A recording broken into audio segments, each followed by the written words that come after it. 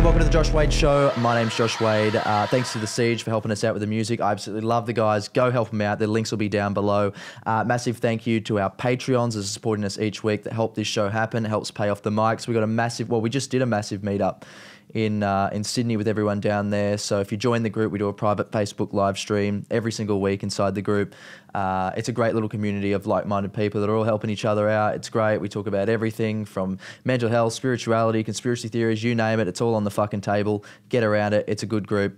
Throw us $1 a month, $3 a month. If your father's a Saudi prince, throw us 1,000. I don't give a fuck. We'll take it all. And then the shows. Got some shows. Melbourne Comedy Festival. And then Sydney Comedy Festival, performing at both with the show The Woke Bloke. That's it. Today is a serious episode, an episode that will be quite a heavy conversation and possibly, I don't want to say triggering. I hate the word triggering. But it's a black and white conversation. We're not here to fuck around. We're not here to fuck spiders. We're here to talk about mental health and suicide, particularly amongst young men in Australia, which is a really big issue and something that I've addressed for a while that I'm quite passionate about. And I'm joined today by Sam from Livin. How you going, mate?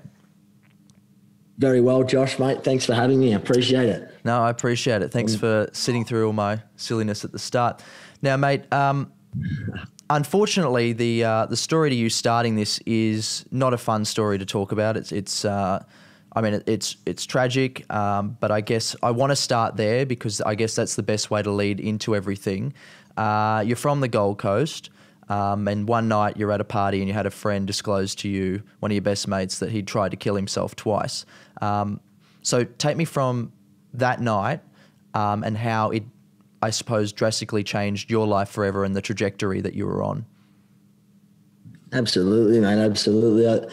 I wind back the clock to the night of September 15 of 2013, and I can tell you right now it's a night that I won't ever forget for as long as I'm breathing. And I think a lot of other people definitely won't forget that, the ripple effect that one night had on thousands and thousands of people far outweighed what I could have ever experienced or imagined in my life. But to give you an idea, Dwayne Lally he's one of my good mates. We grew up together playing footy and everything else. Didn't go to the same school, but we hung out when we did. It was good fun. Dwayne was the life of the party, and from an outsider looking in, he had it all. I mean, great family life, amazing at what he tried his hand at in terms of sports or anything else, and everything looked good from the outside. But Dwayne struggled in silence. He hid the pain extremely well, and that night in particular, on the 15th of September of 2013, Dwayne confided in me of the demons that he'd been facing in the past. And I was so caught off guard, I didn't see it coming. And I can tell you right now, someone that has had their own mental health challenges, so to speak, myself, and coming from a family that has been wreaked and havocked by mental illness for many, many decades, I thought I had the answers to everything. I thought I listened as best as I possibly could. And Dwayne had said, that he'd been in some pretty bad places in the past, and suicide was certainly something that he'd had an option for in his own mind. And I didn't really know what to say, but I did listen as best as I possibly could have in the moment of time, given the information that I had. And Dwayne being Dwayne, I mean, a tough young guy, represented Com Games as a boxer at a very young age. I mean, he didn't want to show his vulnerabilities, so it was all good. I'm all right, Webb. I'm fine. Everything's going to be good. I'm happy now. Life's great. And, the night had carried on and like nothing had happened. And not to my knowledge, but that was the last time I seen Dwayne in living form. And Dwayne had taken his own life by his own two hands, within an hour or two after, he'd just spoken with me. And to be confronted by that, and I guess for me personally, I felt a little bit responsible. Why didn't I have the answers? Why didn't I say the right thing? Did I say the wrong thing? should we have been at a party? Would there have been drinking involved? You know, I look back now, the information that I know, I think things would have been a little bit different, but I can't change what's happened in the past. And the effect that that had on so many people, I mean, it was devastating. And that was one life. Imagine all the lives right now that are lost to suicide and the effects that they're causing on communities and families and friends and extended family and friends. The number is prolific. It just doesn't stop. And one thing we identified at the very moment of that time was, why did Dwayne hide it so well? You know, what was stopping him asking for that right help and giving himself the permission to be able to get back on track and being patient and all that sort of good stuff? And one thing stood out to us, and researching the industry and the marketplace in mental health, it's kind of saturated, but there was no one really hitting the nail on the head. The stigma that was persisting in mental health keeps so many bloody people fucking quiet, and it stops them from seeking help.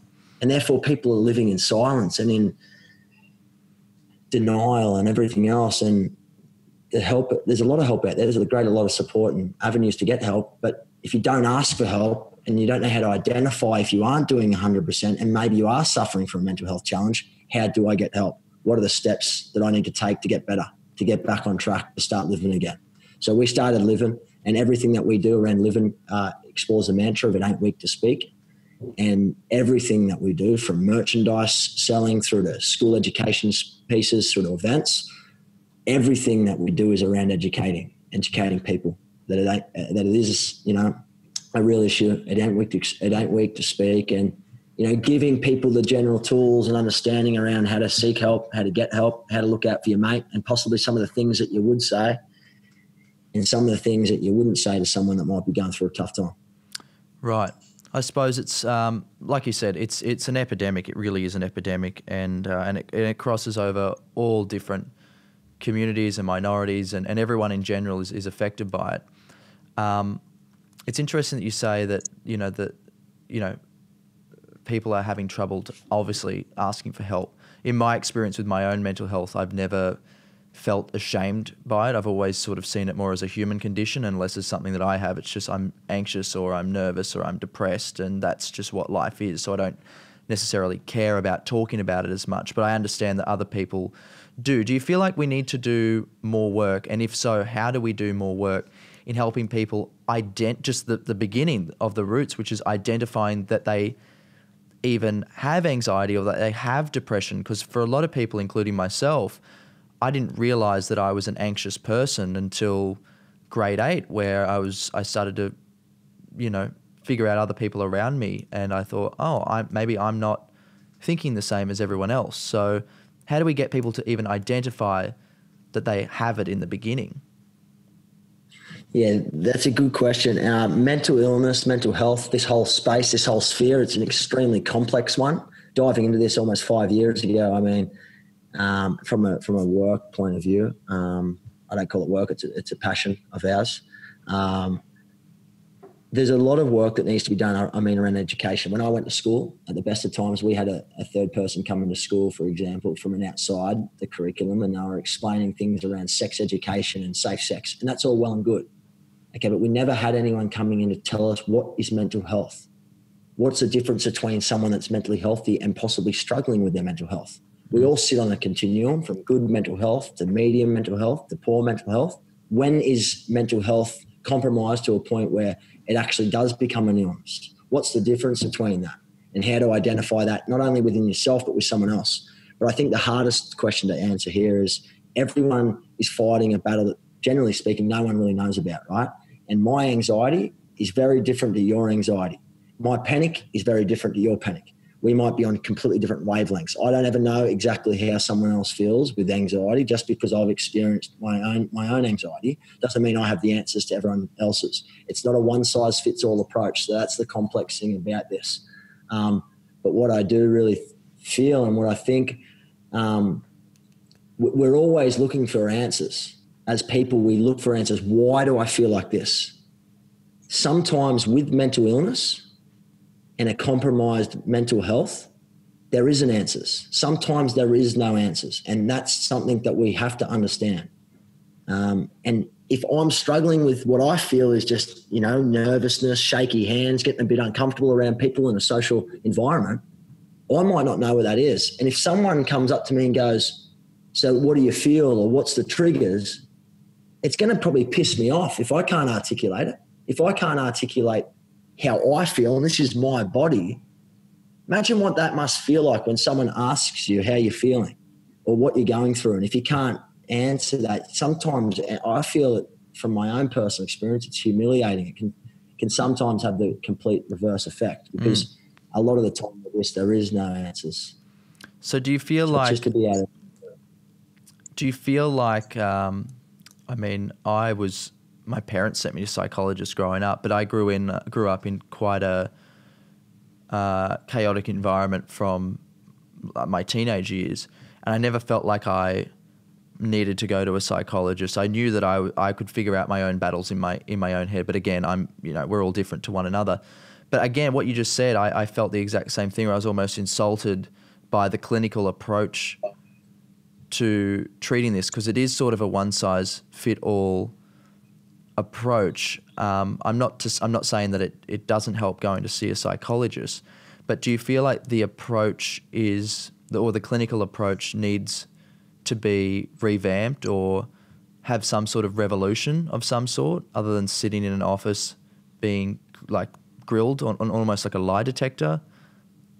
Yeah, absolutely. I think, and a lot of people, and to answer that in more of a longer approach, a lot of people go to the doctors, get diagnosed with something else because they're too afraid to share how they really feel, their vulnerabilities. People that might have an underlying condition of depression or anxiety or a mental illness, bipolar, whatever that may look like, they might get told that they've got, alcoholism or substance abuse or domestic violence. So the real underlying problem goes under the rug. It gets missed. As far as psychologists, doctors are concerned, yes, everyone's vastly different.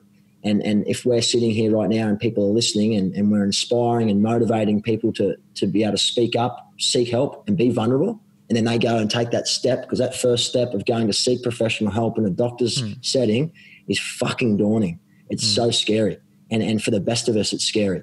How do I go into a doctor's place? I look perfectly fine. How am I meant to explain that to them? What am I going to be asked?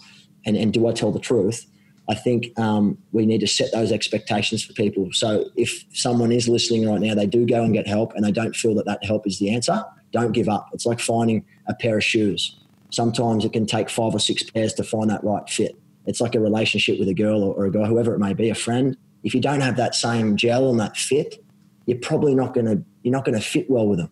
But there is a lot of avenues out there, and what works for you, Josh, or myself may not work for anyone else. But a combination of the right, medications, for example, might be a help, self-help strategies, exercise, diet plan, seeing a doctor. They all could help, but everyone's vastly different. And to answer your question, pinpointed, doctors, psychologists, it would be great if we could have more, relatability with young people. And I think that's where Livin's been really successful, is that we're young guys being real open about real shit. And the moment that you lose that disconnection and that relatability, it almost feels like that they don't care about you. So I feel that maybe there is more work that can be done from a clinical or a professional side of view. But that's completely out of my hands. I'm not a professional by any means. Yeah. I grew up in Townsville, and there was probably it's quite crazy to think about. I could probably say maybe there's 5 people that that I knew of that had committed suicide, just in my general vicinity or friendship groups, and they all seem to have a very similar story, or something is in common, where they'd either play football and from the outside they seemed like confident, good looking, they could probably get any girl that they want, alpha males, like real Aussie men that you would think that's what they were. People that, I could tell other people would look up to and go, wow, why can't I be that? And then they become the statistic in this horrible epidemic. and no one can figure it out, and no one knows why. And it seems like, you know, I heard a story about a 15-year-old, I think he was maybe 15, 16, promising swimmer from the same town who had killed himself as well. And what I can't wrap my head around is, I'm not sure exactly how old you are when Dwayne had committed suicide, but to hear it come from 15, 16, 17, 18-year-old men that have their entire life ahead of them, like it's just the beginning, I think that almost goes into another realm of what the fuckery that I just can't figure out, and that I'm trying to figure out, because for me, this is part of what I want my legacy to be as well, is to have these conversations. If no other fucking idiot's going to have them, then someone's got to talk about it. So why is it that it's athletes and people that have these promising careers? Because there's something to do with athletes. Yeah, absolutely. I mean, again, it's a very complex space, and what might be a tipping point for someone might be completely different for the next person. And I've never been a professional sports person, so to speak, but based on feedback and working in and around that space for the past few years, the pressures and expectations that come of living up to that expectation, that standard, is kind of very high, and it's very fast paced. And I feel from a young age, where these days and young people aren't, they're given a gold medal for coming last these days. You get a participation medal. Whereas back in the day, years ago, and this is quizzing my family and their family and friends, is, if you didn't come first, you were last, and you don't get anything. So you were actually disappointed more often than not. So you would have hardly a lot of wins. So what that, I feel, trains us to do is to be able to bounce back. And I know resilience is a buzzword, but I feel that has a big part to play in it, because I know when I was struggling, and I know speaking for other lived experience members of the Livin family, and part of this whole movement is, no matter what someone says or someone does, you really only have yourself at the very last minute in desperation. And if you don't have those skills and those tools to be able to change the way that your mind thinks or acts, it's a very dark and a lonely place. And I feel that, it's a tough one. It's very complex. And we all make, and especially this day and age, we're all making decisions so fast. We're all very impulsive. We want things done yesterday. And sometimes if we don't have a solution, we freak out, and we make decisions that we'd probably later on regret. And the ultimate price and decision some people have made is their own lives. And again, everyone's vastly different. And everyone's fighting battles that no one will ever know exactly what they are and how they feel. But the best thing that someone can do as a layperson, I feel, is offering support, being there for them, listening, non-judgmentally, offering, can I go with you to the psychologist? Can I make the appointment on your behalf? Is there a certain time in the schoolyard or at the workplace that you feel more comfortable about reaching out and telling me how you feel? The amount of people that have come out of the dark to explain their story and to tell someone how they're actually feeling is living proof. And I can tell you that from a first-hand experience. The amount of people that have said, oh my God, I've held this in from everyone for the best part of 5 or 10 years. And to tell someone, and even not even getting a word back from them, just listening, can really help. It gives that person permission to be able to unload that onto someone else. And then mental illness changes the way that you think. So when you feel that you're a worthless piece of shit, or that you're not good enough, or that you don't deserve to be here, and your family are better off without you, and your friends don't like you, that's mental illness talking to you. That's not you being you. That's because your brain is changing the way that you're thinking and behaving, and that is what a mental illness is. Right. So for the people out there that are watching that may not be going through something themselves now, I think these people, they're just as important as obviously the people that are going through these mental health problems. How do they, or what are some techniques that they can use to make sure that they're protecting themselves as well? Because it's a very hard thing to go through. I mean, I'm sure there's people that are watching. I've had it before. You've obviously had it before, where a friend's called me up or I've been in a situation and they're telling me they're going to kill themselves. That's a massive thing to throw on someone. Like, you're in it with them at that point. It's the most horrible, terrifying feeling in the world, because there is nothing that you can do. You just have to sit back and ride the roller coaster.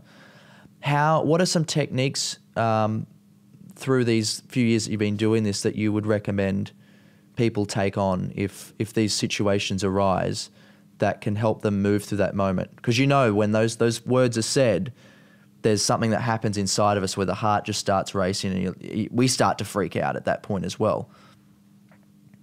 Absolutely, and it's a really good question. I mean, there's no single one uniformed approach to answer this, but to give you some tools and techniques, I think first things first, for everyone out there and for anyone out there that's supporting someone right now in any instance, in any frame of mind, I want to take my hat off, and this is a shout out for you guys, because looking after someone can have an effect on them personally as well. You've got to look after yourself as well at the end of the day. It's the same thing when you get on an airplane. They say, fit the oxygen mask to yourself before any infants or anyone else. And they say that because you have to look after yourself. If you're not giving yourself the best time and patience, how are you going to give the best advice to someone else? So that's first things first. I mean, the next thing would be, if you are ever at a stage where someone's confided in you that they are suicidal and they have a plan, I wouldn't leave that person alone. And a lot of people ask the same question. I mean, they said they're suicidal, but I don't know how to act, or they said they were contemplating their life. Like, don't ever take that as if it doesn't mean anything. Take everything that you mean extremely serious, because it's the ones that you don't take serious or that you might pass up that might just be the one that might not be here tomorrow. Listen non-judgmentally, but ask for help. Everything we do is, it ain't weak to speak. I don't have the answers for everything. No one has the answers to everything. No one in this world knows everything about anything. I sound like a scratch record, but teamwork makes the dream work. So if you ask someone for help, I don't have the answers to this, but hold on, I'm going to help us get the answer. Look around for the answer. Check in with your friends. So if you are with someone, or someone has been struggling but you feel that they're coming better, don't just forget about them. A message at the most random times can prove invaluable. Dropping them a message takes you 2 seconds. Hope you're having a good week, man. Or if there's anything that I can do for you, let me know. The amount of times that I've done that in the past 4 years, and someone's been at a cliff face or something like that, has been astronomical. So, you only live once, so you've got to give it the best opportunity possible to be able to help yourself and everyone else. But there is boundaries as well. If it gets to a stage where it is becoming and it's affecting you in a negative way, again, ask for help and let that person know that maybe this is best how we, approach it. Maybe we go there together. Maybe we can book into this meeting together. What do you enjoy doing? Sticking to things that make you happy, including them still in social activities. Being non-judgmental is probably the most important thing. But I think out of everything, the one thing I took away from Dwayne's story was probably listening. Listening is probably the most important thing. Since you've put yourself, I suppose, in this position doing what you're doing now, I would imagine that you would have, when you go into schools and just in general and social media, wherever you go, I'm sure you have a lot of people disclosing some pretty heavy shit. Even when we do these episodes, we've done an episode on mental health before, and some of the messages that I got after that of people just telling me their story and opening with, you don't have to reply, I'm just telling you this because you were upfront about your story. How do you go yourself in those situations where people disclose information to you because they have trust and faith in you just to tell you? How do you go navigating that and making sure that you're being empathetic while at the same time having that protective wall? That's a great question, mate. That is a great question.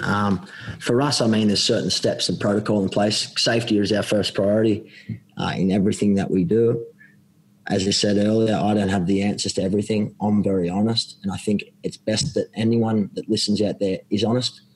We're generally pretty scared and vulnerable. If someone comes to us with a very confrontational issue saying maybe I am suicidal, they get scared. Like you said, you get that panic feeling. what am I going to say? Fuck, I don't have the answers to that. I don't know what to do. People freak out and they might blurt out the wrong things, which can sometimes be more harmful than good. So just be honest. I've never dealt with this before. No one's ever said that, but look, I want to help because obviously I'm worried about you. Those sort of things. Empathy is the key here, the key ingredient. Drawing boundaries is probably the most important when it comes to protecting yourself, but the other person as well. And just being honest, setting expectations. Like there is an old saying, and I do say this, I can lead a horse to the water, so can you. We can sit here, we can inspire, we can motivate, we can hold someone's hand, we can give them the best nurturing available. Okay, but if they don't want to help themselves, and I can tell you from my own experience, if I didn't want to help myself, no matter what anyone else did, no matter what anyone else said, I wouldn't have got the help. I had to take that leap of faith myself. It was sink or swim, and I had two options. Either try it or don't try it. And I think for anyone out there that is in that place, you can help as best as you possibly can, but don't ever feel like you've got to have the answers to everything, okay? Because it's always a two-way street. But hopefully with your nurturing and your inspiring comments and your help and support, that person's able to see the light at the end of the tunnel and they're able to get that help that they need and take that first step, most importantly for themselves. And if they don't want to do it for themselves, do it for the person that loves them, because there is someone out there that cares about them. Do you feel like, because for myself, when I speak to people and when I'm away meeting people on tour, and that seems to be a common thread, and I don't know if you have this same experience when you go to schools and stuff like that, that a lot of young Australians seem to lack purpose. They're not entirely sure what they want to do, so they don't have purpose and they're missing that connection to something. So we have connections to Justin Bieber or a celebrity or something like that, like these false idols. Do you feel like one of the key, I personally believe this, but I'm not sure if you do or if you found this. Do you feel like one of the major keys to this is finding your purpose and not trying to be relatable to everyone, but because I think there's a massive difference between being relatable and being understood. I feel like everyone's trying to be the same as one another. Do you feel like part of this should be teaching people to be comfortable with who they are as a first step in the right direction? Yeah, 100%. Absolutely. Absolutely. I think, and with that comes education and understanding. And we live in a very, as I said earlier, fast-paced world with social media and everything else. And sometimes it's positive and negative on social media. It sets wrong expectations for everyone in a lot of different areas. But I mean, being comfortable and owning who you are as a natural human being, everyone is very unique. Everyone is extremely different in their own regard. It's easier for you and I to sit here and say, just own your shit, because you and I both do, right? We're very open. We're very transparent. We like to tell people when we're not doing well. But for some people, that's like one of the hardest things to do in the world. So I think it all comes back again to being connected with your friends, your family. And there's a lot of people out there that don't have, friends, and they don't have family. And you might be the only person that crosses that person's path in that one day. So a smile or a, hey, just a hello in the street, that could change someone's day and that could change someone's life. But I mean, yeah, I think everyone's very different on many different levels, and just having the patience in yourself, because that purpose can take, life's journey. I found the purpose of something so traumatic, and I'd take back everything to have the people that I've lost in my life. But that's the past. I can't do that now. And I'm now living a life of purpose, which I was in, an extremely bad place the night Dwayne took his life before that. Finding a purpose can be a lifelong journey, and there's no one tool for recipe there, an answer that I can share. But I mean, just stick to the things that you enjoy and try and be comfortable in who you are. And if you're not, challenge yourself, step out of that comfort zone, and put yourself out there, because that increases self-worth and certainly increases self-confidence. So where is this going? Where do you want to take this? Because I'm sure when you first started, it's you've come a long way since it first started. and I mean, I'm guessing it's your life now. But how big does it get? And really, I really want you to answer this. How big do you want this to be, and what effect do you want to have on the world when it's all said and done? What is your purpose? Mate, my purpose and bucket list goal, the ultimate goal, is to create a legacy and a movement that outlives my lifetime. We need to change the way the world understands and perceives mental illness. Give it a brand new light. For far too long, we're living in silence.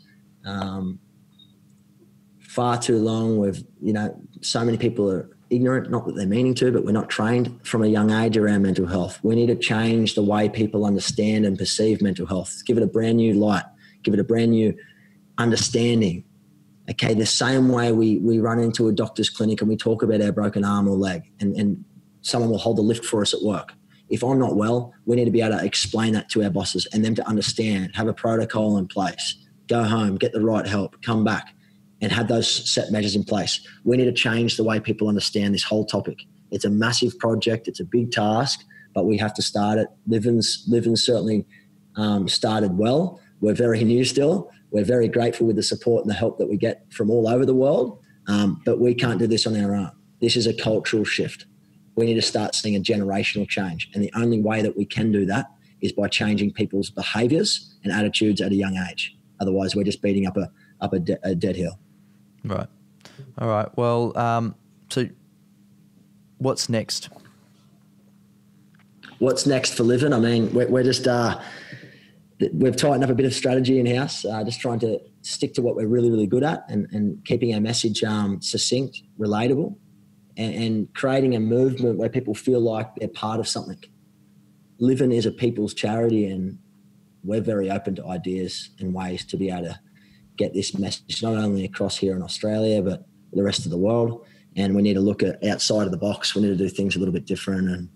And but where to next? I mean, that's the beauty of this space. We don't know exactly where we are going next. We're very flexible, but things are working. Education will remain at the forefront of everything that we do, but not just education in schools. Educating in apparel, educating in events, educating in conversations, educating in the schoolyard, educating in the workplace, and let's have some fun doing it. And let's put some coolness into a subject that's been very uncool for far too long. Yeah, I like that. Coolness into a fucking shit subject. Fucking oath. That's it. Yeah. All right. Well, Sam, thanks for joining us. Where's the best place for everyone to get some more information and possibly grab some T-shirts or, see you at an event? Where's the go? Yeah, absolutely. Guys can head straight to livin.org, head to our website. Everything's on there. We'd love to get you on board the movement. Any help in any way, shape or form is massive for us. As I said earlier, teamwork is what this is all about. Mm-hmm. So they can head to our website and follow us, voice their opinions, throw around ideas. Again, we want people to be able to be part of this and make their own decisions as well. All right. Sam, thanks so much for joining us on the show. It's a heavy conversation, but one that needs to be had, and I wish you all the best with everything. Thanks, Josh, mate. Right. Thanks, everyone, for listening. I hope you have an amazing day and a weekend ahead. All right, sweet. All right, we'll see you next week.